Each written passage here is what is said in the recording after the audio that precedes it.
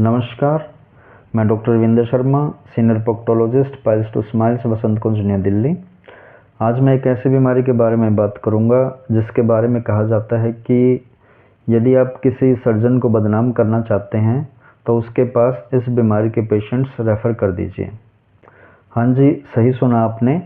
एक ऐसी बीमारी भी है जिसे सर्जरी के बाद बार बार हो जाने के कारण और सर्जरी के बाद आने वाली कॉम्प्लिकेशंस के कारण जनरली सर्जन्स अवॉइड करने की कोशिश करते हैं। यहाँ मैं बात कर रहा हूँ एनल फिस्टुला के बारे में, जिसे सामान्य भाषा में सिंपली फिस्टुला या भगंदर कहा जाता है। इस बीमारी में गुदा मार्ग में मौजूद ग्लैंड्स में इन्फेक्शन डेवलप होने से पस बन जाती है, जिससे गुदा मार्ग के पास एब्सेस यानी कि फोड़ा डेवलप हो जाता है, जो कि अपने आप से भी फूट सकता है या फिर जिसे सर्जिकली ड्रेन करने की ज़रूरत पड़ सकती है। जब यह एब्सेस पूरी तरह से हील नहीं होता तो यह फिस्टुला यानी कि भगंदर में कन्वर्ट हो जाता है, जिसमें रोगी गुदा मार्ग से या गुदा मार्ग के पास से ऑफ एंड ऑन पस डिस्चार्ज, पेन और स्वेलिंग की कंप्लेंट करता है। पस डिस्चार्ज हो जाने के साथ पेन और स्वेलिंग सबसाइड हो जाते हैं और दोबारा पस बनने पर रोगी फिर से पेन और स्वेलिंग की कंप्लेंट करता है। क्योंकि यह बीमारी इन्फेक्शन से डेवलप होती है तो रोगी बीच बीच में फीवर जैसा फील कर सकता है।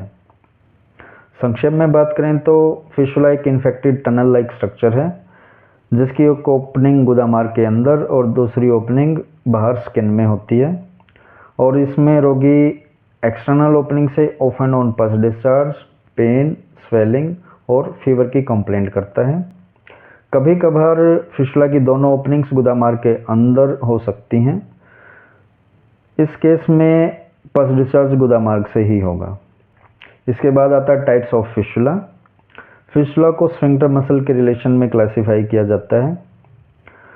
जब फिस्टुला स्फिंक्टर मसल के लोअर 1/3 में लोकेटेड होता है तो इसे हम लो एनल फिस्टुला कहते हैं, जबकि अपर 2/3 स्फिंक्टर मसल को प्रभावित करने वाले फिस्टुला को हाई एनल फिस्टुला कहा जाता है।